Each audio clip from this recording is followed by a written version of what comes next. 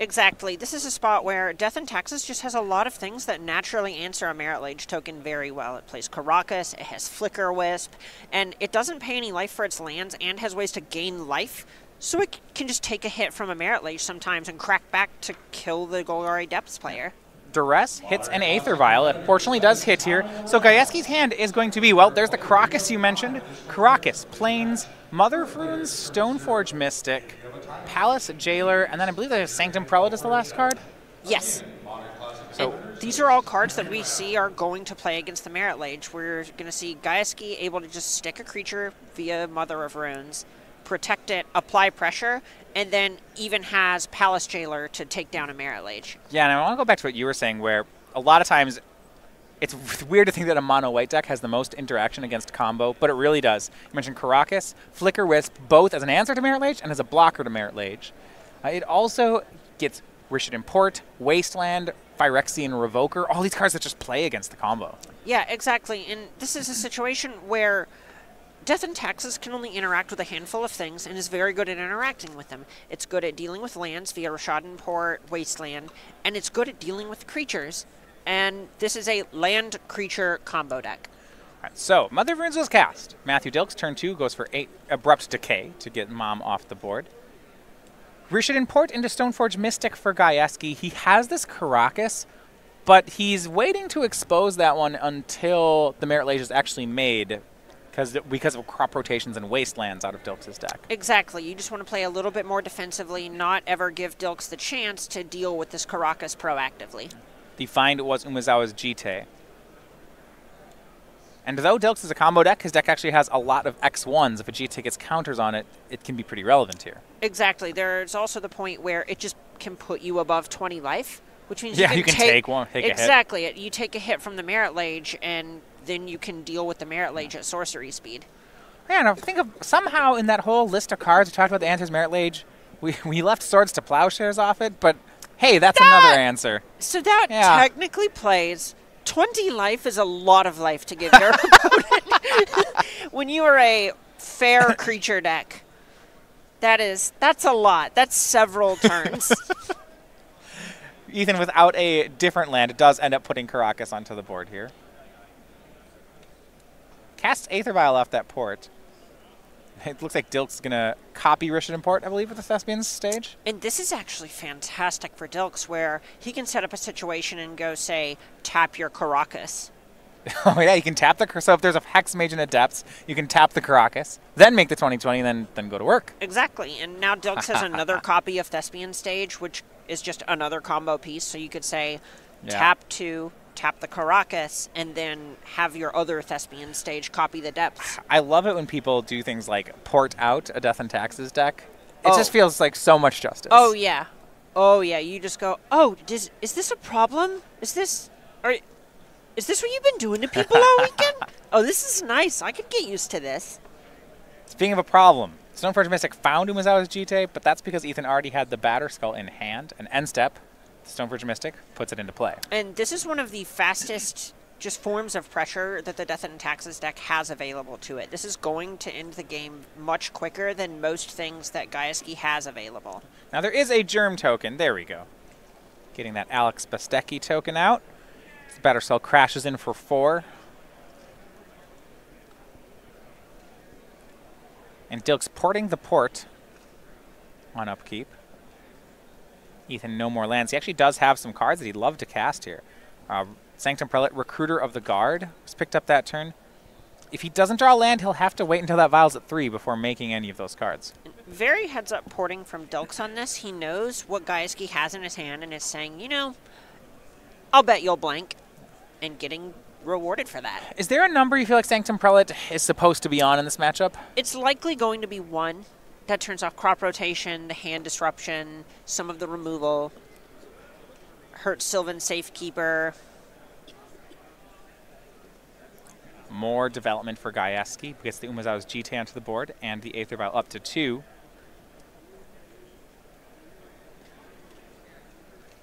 And this is just Dilks still just trying to buy time until he can find a copy of Dark Depths.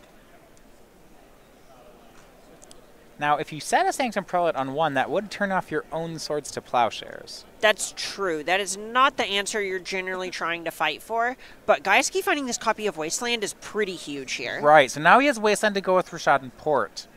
That Wasteland, one of the key cards against the Depths deck, of course, it interacts with Dark Depths.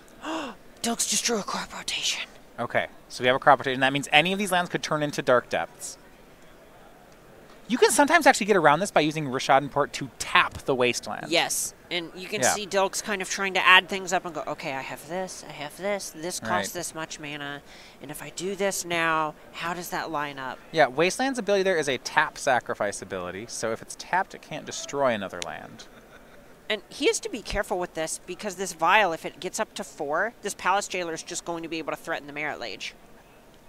Well, it can now, but let's look at this. Sylvan Safekeeper from Dilks.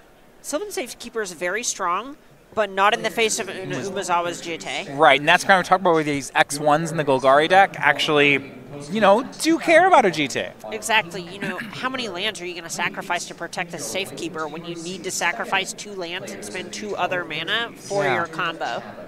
Your parries for your first round are Back to Ethan we go. Vials up to 3. He draws Horizon Canopy. paper.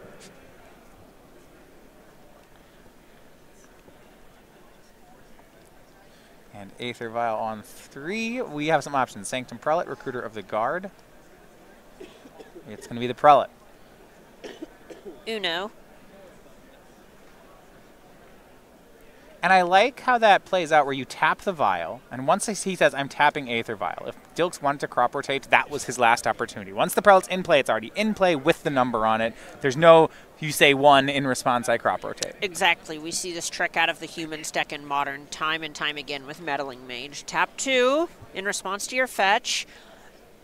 And... yeah, and there's a swing, and the Prelate was set on 1. At that point, the lock had more or less been assembled from Gaieski, and you see Dilks picking up the cards. There's GT counters, there's a Prelate on 1, there's a Wasteland. That's just not a thing you're going to get through. Exactly. This is what the Death and Taxes deck does. None of its individual cards are hard lock pieces, but you go, okay, you have to jump through this hoop. Also, you're taking 4, and jump through this, and this, and this. It's a ton. So game 1 goes to Ethan Gaieski. Taking a look at the sideboard at Dilks. He has some options. 3 Surgical Extraction, 2 Liliana the Last Hope, 2 Rite of Consumption. So that's one that lets him sacrifice the Merit Lage to immediately do 20 in case he's concerned about the attack step. He has 2 Pithing Needles, a Assassin's Trophy, a Toxic Deluge, an Abrupt Decay, a Marsh Casualties, a Duress, and a Caracas. So a bunch of things that actually seem like they should play here. Yeah, what Dilks is going to be trying to do is kind of becoming a little bit grindier in this matchup. We saw that first game that comboing is just not very realistic a good chunk of the time. So you're going to see him lean into things like Marsh Casualties, Toxic Deluge, and Liliana specifically to try and just be able to pick off some of the smaller creatures that Gaieski will be presenting.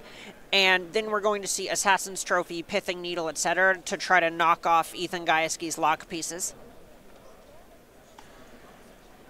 So, he has those on Ethan Gaieski's side.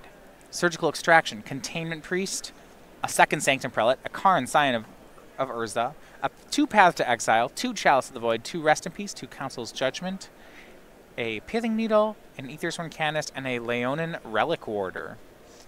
And most of what we're going to be seeing from Gaieski is him just shoring up exactly what we saw that last game. He's just going to be trying to put lock pieces in place and bring in the best cards here to make sure he doesn't, quote-unquote, just die out of nowhere. We're going to see things like Sanctum Prelate, Path to Exile is pretty nice. It's a better way of answering a Merit Lage than a Sword Plowshares. And then maybe Council's Judgment if he wants just one more way to deal with it that doesn't double Matthew Dilks' life total. Yeah, Council's Judgment does get around Indestructible. Now, do you see any value in something like Surgical Extraction when he has Wastelands in his deck? Yes, Surgical Extraction is something that lets you just take out all of the Dark Depths, which is going to make it much harder for Dilks to win. And it'll create games where Dilks just has to win with something to the effect of a Liliana ultimate, and that's a pretty tall order. Yeah, the thing I like about attacking it out of the Death and Taxes deck is that we saw last round Dilks winning game 2 by actually just attacking his Izzet Delver opponent with 2 Vampire Hex Mages over the course of 6 turns. That kind of game plan is just never going to work here. Once the Dark Depths are gone, it's really hard for Dilks to have play. Right, you just play out a Vampire Hexmage and you go, ha, I'll go to my combat step. And Gaieski looks down at his batter skull and he says, all right, Okay. declare attacks. Yeah, right. You know, Thalia trades with Hexmage, right? Ooh, They that both have plays. first strike. It is, yeah, when you're against stuck with so many creatures, that kind of value beatdown really doesn't work. You need the 20/20. I don't know, Thalia and Surgical Extraction's kind of a nombo. You got to pay one Yeah, for you the have to pay Surgical. Better just cut the Thalias. Yeah, I think you're right. You can't have any of that going on. So the next Magic set coming up, War of the Spark, we're starting to see some previews for it.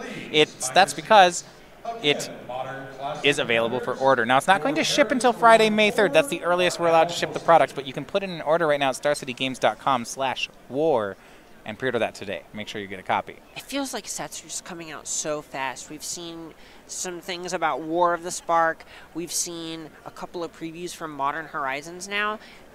I'm excited. I hear this set's all Planeswalkers. Just every card's a Planeswalker. Oh, yeah, absolutely. Just you open your 15-card pack, and there are like 17 Planeswalkers and a Clue Stone. That was a deep cut. I like that one. That's a nice format. Have you ever played the Magic Online Beta? It's basically that. What? Yeah, so it's how you test the new cards. Okay, if you haven't... Oh, I did that back in the day. Yeah, I don't think Yeah. they do that. Do they do that anymore? I don't know. I haven't played it in a while, but it was What is Magic right, Online? Right Is when that no, like you is that like the old version of Arena? Oh man.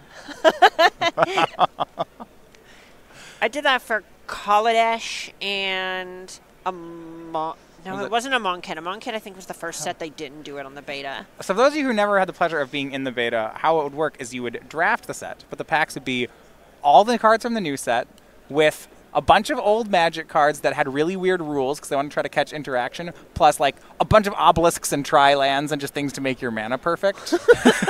And you just draft this, and the idea is you play all the rares and just make stuff happen. Ooh, I came from a different era where it was mostly constructed stuff that people would play, and you would have teams trying to snipe each other's decks by playing the Yeah. 4 Memoricide 56 Swamp deck just That- to look at their 60. So that was Moto before when with the thing I was talking about. So we used to just be actual Magic of the set, and then at one point they determined it was better to test by doing this like wild anything goes, any interaction goes format, and then it just became this playground of first Nonsense. picking Savage Lands, taking whatever rares in the pack. It was pretty nice. Game 2, Matthew Dilks on the play starts out with Mox Diamond. And he's thinking about Abrupt Decaying a turn 1 Aether Vial. And that's going to be the play. Right, and Gaieski's creatures having flash, we saw that last game where Dilks just didn't get to respond to a Sanctum Prelate. And it's also a way for Gaieski to flash in something like Palace Jailer, Flicker Wisp, etc. Yeah, sometimes you'll even see out of Death and Taxes them keeping a hand that has about 1 or maybe 2 lands as long as there's an Aether Vial in it. You can do a lot of damage in the dark by decaying an Aether Vial. Exactly. If we're being honest, Aether Vial is just kind of a souped-up Cavern of Souls. So this Aether Vial, this Abrupt Decay did a sinkhole impression in some respects. We'll see now if Ethan has a functional hand. That turn he picks up his sideboard Surgical Extraction. Nothing too great to hit yet in the yard. Crop Rotation in Dilks' hand. There's the chance to go for a fast 20/20. Now, a lot of times, actually, in this matchup, Dilks will use that Crop Rotation with the one of Sajiri steps. He'd prefer to do that instead of finding the combo to give his Merit Lage protection from white. Exactly. It's just a one of Vines of Vastwood. Ooh, I like that. Ooh, Once. Preaching to the choir Yeah. on this one. I wish Sajiri step pumped my creatures. So Wasteland from Gaieski to threaten the combo, but Dilks is at the ready with his own Wasteland. And Dilks has a nice setup here where Gaieski can't afford to Wasteland the Thespian stage, or Dilks can just copy basic planes. Yeah, he has the 2 mana up. Right. There was an opportunity for Gaieski to do that last turn, if that's what he wanted, when Dilks was tapped down, and he actually passed on it. Right, and it's a spot where Gaieski just needs his mana right now. He just needs to get onto the battlefield. He needs to apply pressure, because if you give the depth stack a bunch of time and aren't presenting pressure or lock pieces, you'll die. The thing about a 20/20 is it lines up very well against a starting life total of 20. Yeah. Wasteland does work really well. I mean, it does make mana. The issue is that once Dilks played his own Wasteland. Right, now Gaieski and Dilks are just in this staring contest. Right, if Dilks taps that Wasteland to use it for mana, Dunzo. it's gone. Right. Stoneforge Mystic searches up Batterskull for Gaieski, leaving up Wasteland. Stoneforge is protected with Mother of Runes, starting to set up the pressure. And this is something where Gaieski's kind of saying, all right, if you got it, you got it. Gaieski's hand, Path to Exile, Surgical Extraction, Council's Judgment, Umezawa's Jite, and Batterskull. Not bad. No, this is a spot where Gaieski, because he can just play all of his cards at instant speed thanks to Stoneforge Mystic, is just saying, okay, please. Yeah. Please just let me untap one more time, and I won't randomly die. Thespian Stage copies Rishad and Port. But I love the mix here, right? So we have Land Denial, we have Port and Wasteland.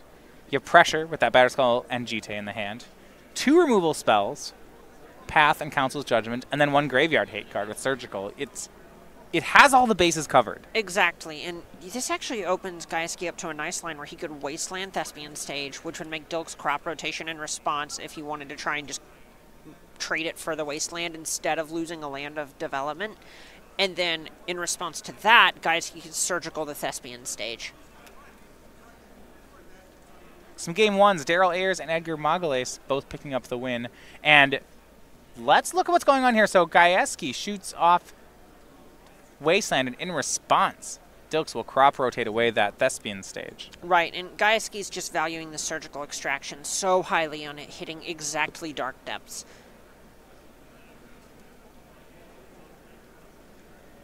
Do you Surgical Thespian Stage here? It's not the land you want, it's a land you want. It's close. It's very close. Yeah. The issue is there are situations where that just leads to you losing the game, effectively, depending on what cards Dilks has in his hand. I suppose if he wanted to do it, he should have done it with crop rotation on the stack as well. Exactly, because now Dilks just got to search up another one, so that crop rotation did a stifle impression. Wasteland is gone. That's a win for Dilks. He did have to use his crop rotation. It was not free. The big thing here is this is very similar to what we see against the Delver decks of the format. A lot of the things that Death and Taxes is doing is just taxing mana. So if Dilks just gets to sit here and play lands, it will naturally foil whatever Gaieski's trying to do. Swords to Plowshares, the draw from Gaieski. No more lands. He'd like a third one, a white mana, to build him toward Council's Judgment. You know, normally, I hate when people white border cards that aren't supposed to be white border. This isn't a shot. Yeah. I know it's your thing, but I only white border cards that are reprints. I gotta give some credit here. This is a mono white deck in white sleeves with some extra white bordered cards. Gaieski knows what he's about. They might be the over border sleeves here, based on how they're done. They're a little clean for being erasered. I think they're actually just the white border perfect fits. Are you intimidated by how good Gaieski is at white bordering his cards? If those aren't the perfect fits, then I need to just ask him how he's doing it, because I got to do it too. Then I have something to learn here. Teach me your secrets. Normally when I white border cards, they don't end up as bright as that. It's time. Dark Depths in play for Dilks. Thespian Stage. Going to go ahead and make a 20/20. And Rite of Consumption is the play. Is that just lethal? Oh, wait. Gaieski has a Swords to Plowshares. He can plow his own creature. Rite of Consumption. Okay, so this is something he does. I mentioned if you didn't want to have the burden of attacking, it's something you could do here. Right, and this is such a great spot because it doesn't give Gaieski a chance to do anything like Swords to Plowshares, Path to Exile, etc. to deal with this Merit Lage. So it deals damage equal to the power, I believe, of the sacrificed creature, or toughness. Does it just deal damage? I believe it drains. It drains. Okay, so Dilks is he's gonna gain that 20. Swords to Plowshares to keep Gaieski alive. It is time to go to 1 life. Well, you know what the problem is, Emma? Because Gaieski's at 1. He can't surgically extract the Dark Depths. Ooh. Yeah. If he gets some Jite counters, he can do it again. But not yet. Right, and this is a spot where Honestly, though, he has this Batter Skull as well, and that's something that can give him life.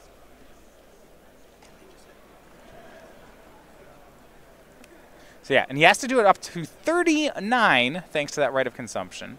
That is, hold on, I'll do the math. Several life. That was a large life total swing. Yeah, A deals hoot damage. of life.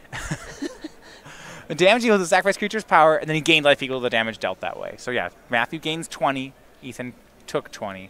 Wasteland on Rishadan Port. Gaieski not going to respond. No, he didn't actually Stoneforge in anything It there. looks like he floated a mana. Okay.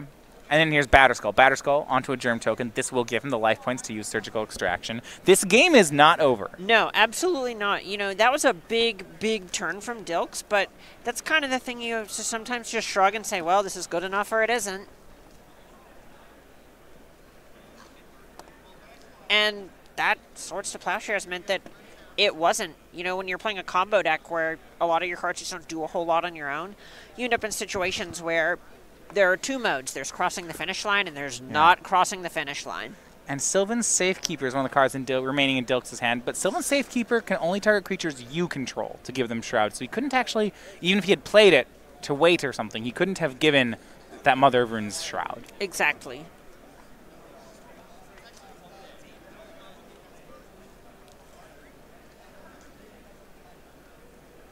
Path to Exile, I believe, on his own Stoneforge Mystic for Gaieski. Really wanting those lands. This is incredible. This is a heads-up play.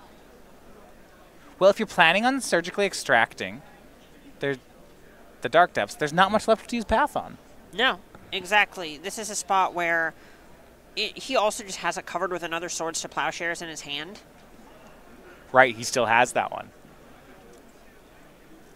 Some good news here. Daryl Ayers winning the Modern match. So while things are not going Dilks' way, we may be looking at a finish on the Standard table.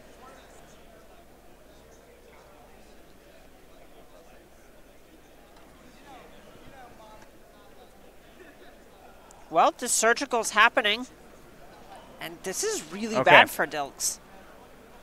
Getting 1 point sounds so close, but in a Right. combo deck, that is so far. Well, Dilks is down to 35. Ethan down to 3, having to pay for this surgical extraction. But there's no burn out of Golgari Depths. And soon there's going to be a GT on this Germ token. And with no depths in your deck and a GT Batterscald anything, I don't know what Golgari does. Honestly, it's really hard to imagine a depthless Dark Depths Golgari Depths combo deck beating the card Batterskull, much less with Jit counters on it.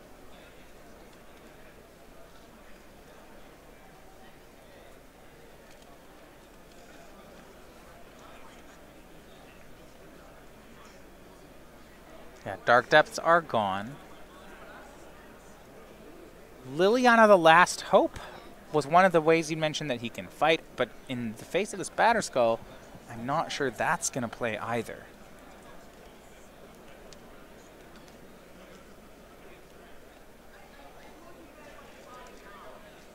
Back where we go. A Rishadan Port that was copied a while ago from Dilks is keeping that basic plains tapped, but that's about all it's doing. The Batterskull keeps crashing in.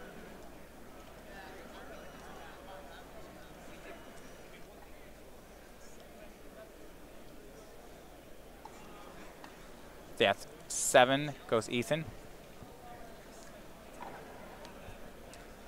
GT is the play. Going to hope to connect that next turn. Remaining cards in hand. He's got that Council's Judgment and the Swords to Plowshares. And there goes... Well, was trying to go for Thespian Stage, but Dilks is going to crop rotate again here. Yeah, this is a spot where you're not comboing anymore, so you just got to get whatever value out of this crop rotation you can. And if this is going to let you trade that card 1 for 1, you just got to go for it.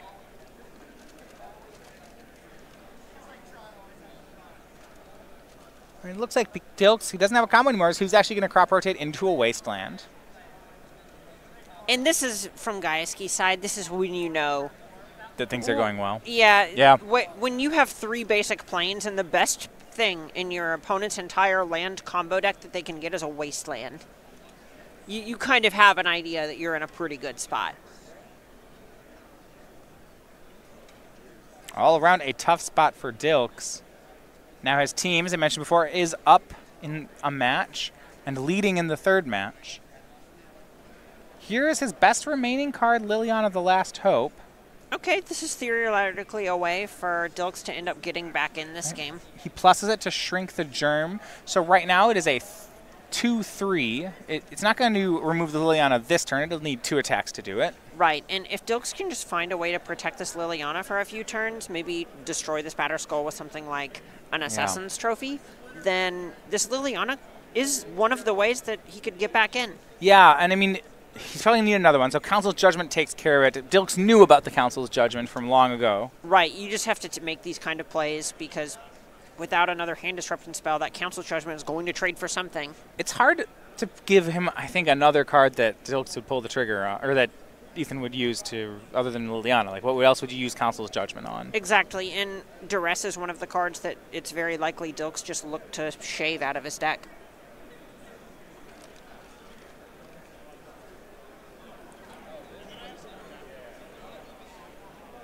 And go back over. Now the Jite suits up onto the Germ token, crashes in, 4 damage, 2 counters. Now that was actually 2 damage, 2 counters. Liliana was around last turn. That's fine.